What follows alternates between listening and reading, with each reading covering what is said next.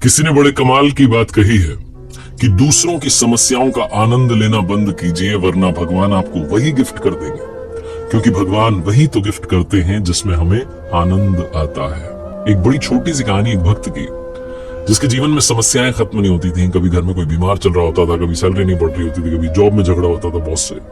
उसे लगता था कि समस्याएं खत्म नहीं हो रही, जबकि मैं इतना भगवान का नाम लेता हूँ, इतनी पूजा पाठ करता हूँ, जप करता हूँ, मेरे साथ बुरा क्यों करते हैं।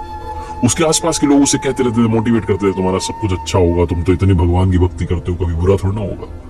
लेकिन उसे भगवान से एक दूरी सी होने लगी थी। उसे लगता था कि भगवान पता नहीं चाहते क्या है। एक दिन उसका ऑफिस में झगड़ा हो गया, उससे नौकरी से निकाल दिया गया।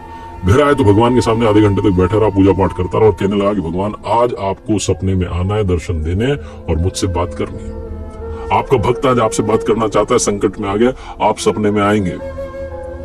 इतना उसने भगवान से कहा। और कमाल की बात ये रही कि उस रात ही उसे स्वप्न में भगवान के दर्शन हुए। जैसे ही भगवान दिखे, उसने तो भंडार लगाया हुआ था समस्याओं को, बोलता चला गया, आप क्या कर रहे हैं, मैं देखता हूँ आसपास लोगों को, गलत काम करने वाले मजे में घूम रहे हैं और मैं अच्छा काम करने वाला इंसान जो हूँ, मुझे एक के बाद एक प्रॉब्लम्स का सामना करना पड़ता है। मुझे समझ नहीं आ रहा भगवान आप चाहते क्या।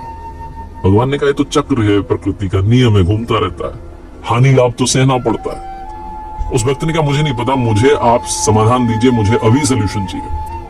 भक्त की नादान सी बातें सुनकर के भगवान ने कहा, चलो ठीक है, मांग ही रहा है तो समाधान देते हैं। तो जहां दर्शन दिए थे, उस दृश्य में एक बहुत बड़ा बरगद का पेड़ पीछे दिखाई दे रहा था। भगवान ने भक्त से कहा, तुम्हें दिख रहा है पेड़? उसने कहा, दिख रहा है। भगवान ने कहा, काम करो, तुम्हारी जितनी समस्याएं हैं सारी लिख करके, पर्ची बना करके एक पोटली में डाल करके जाओ और वहां बांध के आ जाओ, सारी की सारी गायब हो जाएंगी।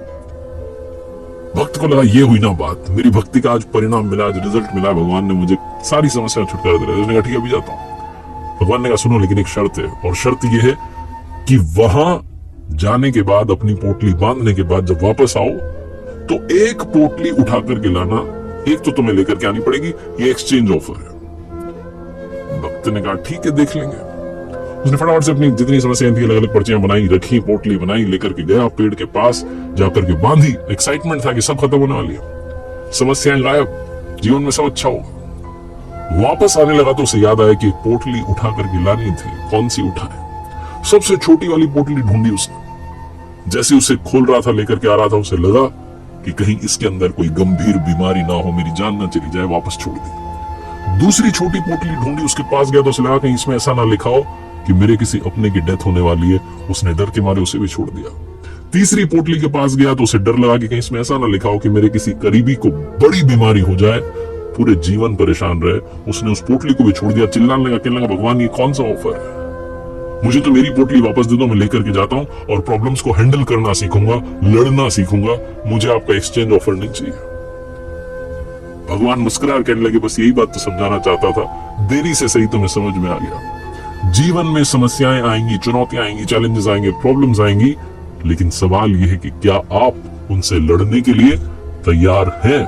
आखिर में बस यही कहूंगा, ऊपर वाले के आशीर्वाद के साथ, अपनी मेहनत और अपनों के प्यार के साथ कर दिखाओ कुछ ऐसा कि दुनिया करना चाहे आपके जैसा। समस्याओं से घबराना बंद कीजिए, जीवन में हर पल में मुस्कुराना शुरू कीजिए।